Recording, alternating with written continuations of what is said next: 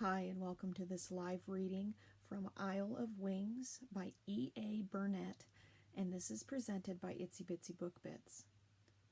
Prologue. Rowana squirmed in her grandfather's lap as he began humming a tune. She would rather hear a riddle than a song, and was about to tell him this when Pia, her older sister, pinched her leg. Rowana made herself sit still, mimicking Pia's proper posture. Her grandfather's deep voice opened into the cloistered, warm room where they sat, pushing back the shadows with its tune. He swung his bone pendulum around and around on a leather string in front of them, eyes entranced and beard glowing yellow in the firelight as he hung above their heads. His song was empty of words, but full of something else Rowana couldn't name. Normally comforting, his voice bellowed and dipped, vibrating through her in a way that made her shiver. The pendulum, made of her grandfather's finger bone, remained silent as it spun. Rowana thought she could feel the air respond to it, whispering across her skin as it moved to some invisible command. She wondered, for the first time, whether the bone wasn't something more. But then the wind came howling through the windows, wet and cool and insistent. Rowana shrieked and scrambled to close the glass panes, her skin prickling at the sudden rain shower. Her grandfather caught the spinning bone and chuckled. "Come here, child," he said once the windows were latched. "I have a riddle for you." Breathless, Rowana clambered back into his lap and sat across from Pia, who held her head high as though she hadn't been scared by the rain. But then Pia never acted scared of anything. Rowana nestled against her grandfather's solid warmth as he lit his wooden pipe, and the soothing scent of pipe smoke drifted heavy around her. "Is it going to be a very hard riddle?" Rowana asked. "Let him tell it," Pia admonished, pushing her dark hair away from her glistening gold-tinted eyes. Their grandfather chuckled, then took on a serious expression as he recited the riddle. "Falling and falling, but never to rise, my sister is mist, and my brother is a dew." He raised his brows in question, looking first to Rowana and then to Pia, his gaze lingering on her as her brow wrinkled in concentration. Of course, Pia probably knew the answer. She was always faster at the riddles than Rowana, and grandfather liked when Pia responded first. After all, Pia would be the next Rain Mage, and that meant her education was more important than Rowana's. Pia's face brightened as she found the answer. "It's rain, of course," she said, beaming as their grandfather nodded. "Very good, my little Palash," he said, using the Ickish word for flower. Rowana's shoulders sagged. "Tell another one." A harder one, then," their grandfather asked. His face turned pensive as he thought, pipe smoke puffing and curling from his bearded mouth. A familiar glint shone in his gaze, and he spoke the next riddle. "You give me and take me, but I cannot be held. My greatest pleasure is when two hearts meld. Some call me fickle, some call me blind. Others praise my name as strong and kind." Rowana played with her grandfather's fingers as she thought. She ticked through different options in her mind and glanced warily at Pia to see whether she got it. But Pia seemed as lost as she, fiddling with the ends of her long hair before realizing she did so. She folded her hands in her lap, lips pressed together in a manner that told Rowana she didn't know but wouldn't admit it aloud to their grandfather. "Will you give us the answer, Granda?" Rowana asked. The grandfather pulled his pipe from his mouth. "No, but there is another riddle with the same answer, if I remember correctly. To loneliness I am balm, in birth I am life, to bodies I am pleasure, in death I am a knife." Rowana's face scrunched up in concentration. This certainly was a hard one. Her grandfather's teeth clacked lightly on the mouthpiece of his pipe as he waited. Rowana shot Pia a look, wishing she could read her thoughts.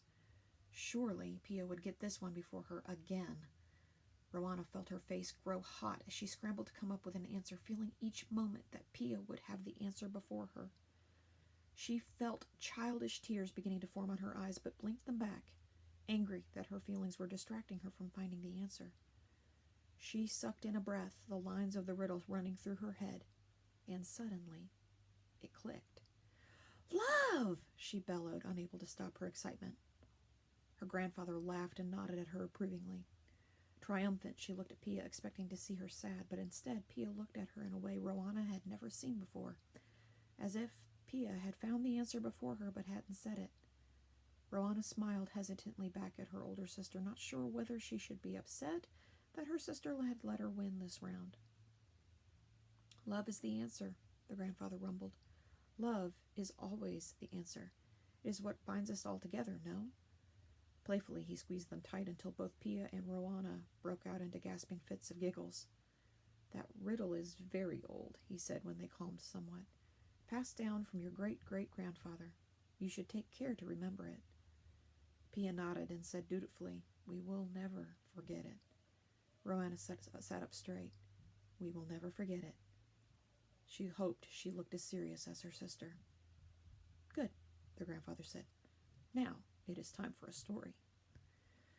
Rowana and Pia grinned, snuggling in against the old man's great belly as the fire crackled and the fog of pipe smoke formed a hazy circle around them.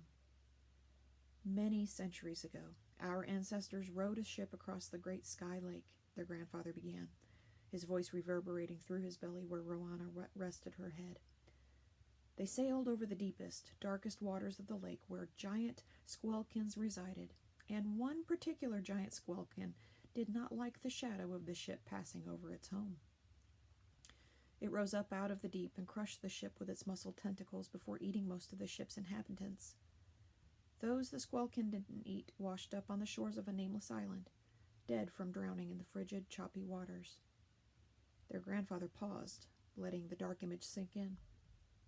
But, he continued, by then the island goddess Naiade had been born, and she took pity on the sailors. From the great hills and meadows of the island she sent her butterflies down to the shore where the dead bodies lay. With the beating of their wings, they breathed life back into the people. They taught them about the island with their wings' whispers, and revealed its name, the Isle of Wings. They were the very first people on the island, and soon others came, and then the first babe was born. This special babe was kissed by a butterfly, giving the child the ability to sense rain and wind, bestowing him with the power to manipulate these elements according to the will of his heart. Thus, the first rain mage came to be, blessed by the butterflies that flew in the name of Naiade. The goddess entrusted the people with the care of the island. The rain mage would provide rain for all to grow and would banish the violent storms of Sky Lake, and thus, with the abilities of the rain mage, the island stayed lush and green and was filled with the blessings of Naiade. Her grandfather took a long, thoughtful draw on his pipe. Each new rain mage takes on these responsibilities with pride, and, he said with his tone turning dark, with the warning that should the rain mage fail to care for the island and safeguard its people, all would suffer and perish. Cold fear shivered down Rowana's spine. Pia tilted her head up and met their grandfather's gaze with mute understanding. Her jaw set and her face open, resolutely accepting her fate as she always had since Rowana could remember. Her grandfather seemed to recognize this willingness and stroked a light hand over Pia's cheek, giving her, and then Rowana, a warm kiss on the head. Rowana's fear regressed to the back of her mind and was buried by years of memories, remaining forgotten even after the devastating news that the rain mage was dead.